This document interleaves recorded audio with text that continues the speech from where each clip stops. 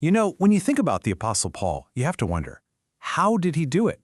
He spent years of his life imprisoned, and we're not talking about a modern jail cell. We're talking about brutal, ancient Roman chains. So the real question is, how on earth did he not only survive, but actually keep his mission going in the middle of all that relentless suffering? To really get a sense of Paul's endurance, you first have to understand what he was up against. And wow, this quote from Ignatius of Antioch, it is absolutely chilling. He was describing the very same kind of elite Roman soldiers Paul was chained to. He didn't just call them guards, he called them wild beasts. Just try to imagine that. This was Paul's everyday reality. So to really understand the source of Paul's incredible strength, we've got to first face the reality of his suffering. This first part, Paul in Chains, is all about diving into what that truly meant day in and day out. And the thing is, this wasn't just a one-time thing, not at all. Imprisonment was like a recurring theme in his life. You can see it here on this timeline. From his first jailing in Philippi to a stint in Jerusalem, a much longer stay in Caesarea, and then finally, his famous house arrest in Rome. Through all of that, those chains were his constant companion. And when we use a word like shackled, it's so important to get the picture right. We're talking about being physically chained, often wrist to wrist, to a Roman soldier. I mean, just think about that for a second. Absolutely no privacy, zero personal space, and you're constantly bound to a guard who likely sees you as scum. That was his life. So with that pretty grim reality set, you have to ask, how does a person survive that kind of pressure? Well, this brings us to the real heart of it all, Paul's incredible and kind of paradoxical perspective on the whole thing. Seriously, let's just sit with that question. You're chained to a hostile guard, your future is a giant question mark, and you're enduring all kinds of physical hardship. How do you not just hold on for dear life, but actually continue to write, to lead, and to shape the future of a global movement? How is that even possible? Well, the answer straight from Paul's own writings in 2 Corinthians comes down to this one single, powerful belief. He knew, with everything in him, that no matter how bad things looked on the outside, he was not alone. He was not abandoned.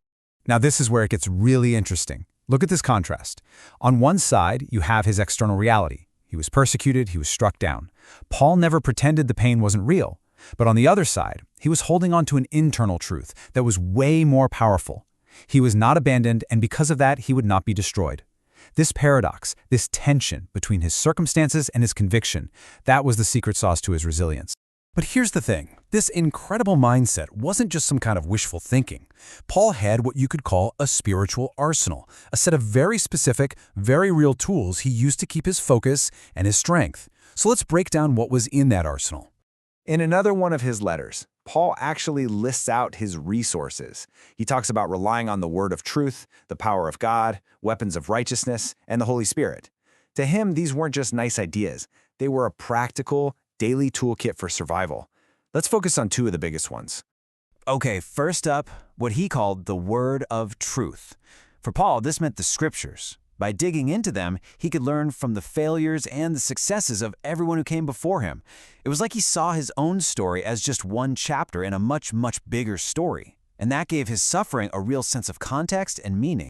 And this quote right here, it perfectly explains the second key resource, the Holy Spirit. According to this passage, the Spirit wasn't just some passive comfort blanket. No, it was an active, divine power, a power that literally reshapes a person from the inside out, helping them overcome their worst habits and imprinting the character of Christ onto them. For Paul, this was a power for actual victory, not just survival. Okay, so what does this all mean for us, right now? Because Paul's story is way more than just ancient history. It actually brings up a huge, enduring question about our own lives. And this is the key takeaway. Paul's experience gives us a blueprint. It's a model for how to face the chains in our own lives. And you know, those chains can be physical, they can be mental, or they can be emotional. His focus, his perspective, his spiritual toolkit, it's all laid out as a pattern for resilience that is just as relevant today as it was 2,000 years ago.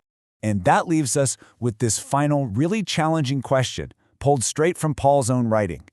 After seeing how he lived, what he went through, and what he relied on, the question flips back to us. In our own struggles, with our own pressures, how can we show that we are servants of God? It's definitely a question worth thinking about.